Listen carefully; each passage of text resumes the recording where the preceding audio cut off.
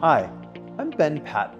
Inspired by my grandfather, General George S. Patton Jr., I founded the Patton Veterans Project to continue his lifelong mission of taking care of his people. Today, that mission involves supporting both soldiers and civilians as they navigate the challenges of PTSD and reintegration. In the wake of the devastating events of October 7th, we felt a profound call to action. We are now bringing our workshops to Israel to support its communities and help the country heal and rebuild.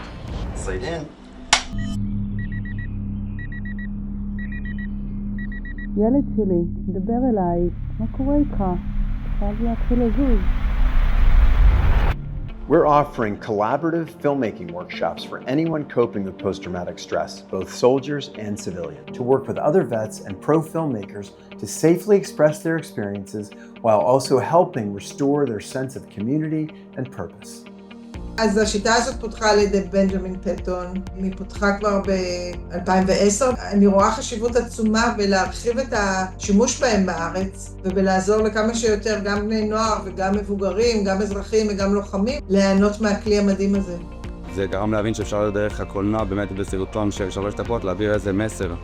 אם זה אנליסט הפוסט-טראומטי, או אם זה התמודדות במצב קיצון, וזה נתן לי מוטיבציה באמת להתמסר קצת יותר. אני אף פעם לא חוויתי עיבוד שהוא דרך יצירה ואומנות. פה זה היה אומנות על כל גווניה, גם צילום, גם מוזיקה, גם תאורה, וזה נתן לי יכולת ביטוי פשוט בצורה רחבה מאוד, להרבה תחושות ומחשבות שלאורך הזמן, אם לא מצאתי להם מילים, אז לא ביטאתי אותם. בתור אחת שעשתה באמת הרבה סדנאות בשנתיים וחצי האחרונות, אני יכולה להבטיח לכם שזאת הסדנה הכי מיוחדת שיצא לי לעשות. הקולנוע ככלי זה כלי מאוד חשוב, זה כלי שיכול לעזור לי לאבד ולטפל בטראומות בצורה שהיא מאוד שונה ומזוויות שהן יותר עמוקות ממה שעשיתי עד עכשיו.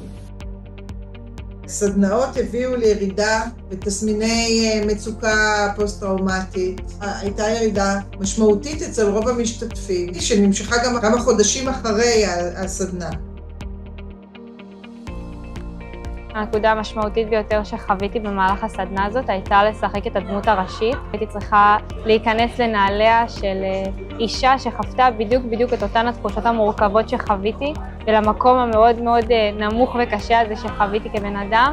אני חושבת שזה גרם לי להבין ולהרגיש כמה הבחירה היא בידיים שלי, כמה זה תלוי בנו לקחת את עצמנו ולהרים את עצמנו מכל סיטואציה שבה נהיה. זו הזדמנות מדהימה גם ללמוד ולהיפתח לעולם תוכן חדש, וגם באמת ללמוד להתמודד עם האתגרים האישיים האלה.